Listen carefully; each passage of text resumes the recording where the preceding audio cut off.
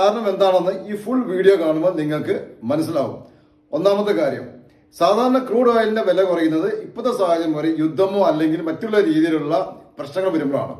യുദ്ധം വരുമ്പോൾ സാധാരണഗതിയിൽ ഓഹരി വിപണി അസ്ഥിരമാകുന്നതിനാൽ പൊതുവെ നിക്ഷേപകർ ഓഹരി വിപണിയിലുള്ള പൈസ ഗോൾഡിലേക്ക് ഇൻവെസ്റ്റ് ചെയ്യും. ഇത് സ്വാഭാവികമായും ഗോൾഡിന് ഡിമാൻഡ് കൂടുകയും ഗോൾഡിന്റെ വില ഉയരാൻ കാരണമാകുന്ന ആദ്യത്തെ കാരണമാണ്. രണ്ടാമത് നാണയപ്പെരുപ്പം. ക്രൂഡ് ഓയിൽ നമ്മൾ ഇന്ത്യ പോലെ രാജ്യങ്ങൾ മിനിമം 80% നമ്മൾ ഇമ്പോർട്ട് ചെയ്യുന്നതാണ്.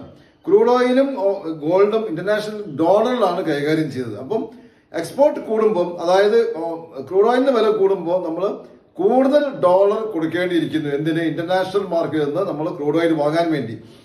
നമ്മുടെ കയ്യിലുള്ള ഡോളർ നഷ്ടപ്പെടുമ്പോൾ സ്വാഭാവികമായും രൂപയുടെ വില ഇടിയുന്നു. നേരത്തെ പറഞ്ഞ വില ഇടിയുമ്പോൾ സ്വാഭാവികമായും സ്വർണത്തിലേക്കുള്ള പ്രവാഹം കൂടുകയാണ്.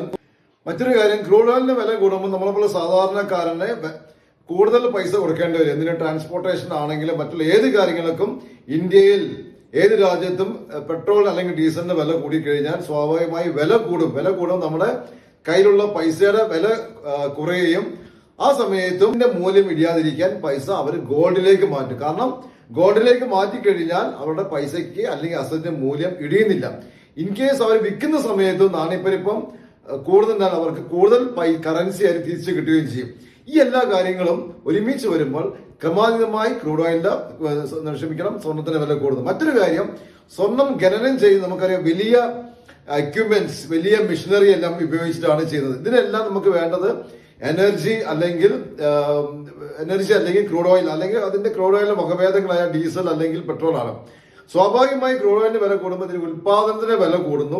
ഉൽപാദന വില കൂടുമ്പോൾ അവർക്ക് നഷ്ടം വരാതിരിക്കാൻ മൈൻ ഫാക്ടറികൾ സ്വർണത്തിന്റെ വില കൂട്ടുന്നു.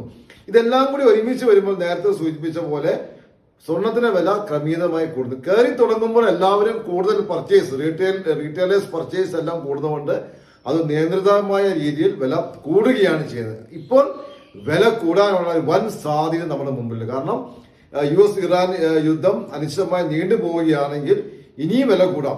വില കൂടിക്കഴിഞ്ഞാൽ തിരിച്ചിറങ്ങാനുള്ള സാധ്യത കുറവാണ്. മറ്റൊരു സൈഡിൽ സെൻട്രൽ ബാങ്കുകളെല്ലാം ഗോൾഡ് വാങ്ങി വെക്കുകയാണ്. ഇപ്പോൾ നമ്മൾ സമയം ഒരു ഓപ്പർച്യൂണിറ്റിയാണ്.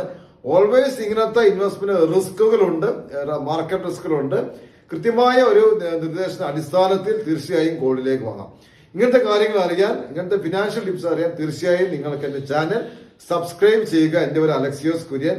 ഇതുപോലുള്ള ഗോൾഡ് ആൻഡ് സിൽവർ മ്യൂച്വൽ ഫണ്ടുകൾ എങ്ങനെ ഇപ്പോൾ വാങ്ങണം എന്നറിയാൻ വേണ്ടി തീർച്ചയായും നിങ്ങൾക്ക് എന്നെ ബന്ധപ്പെടാം. താങ്ക്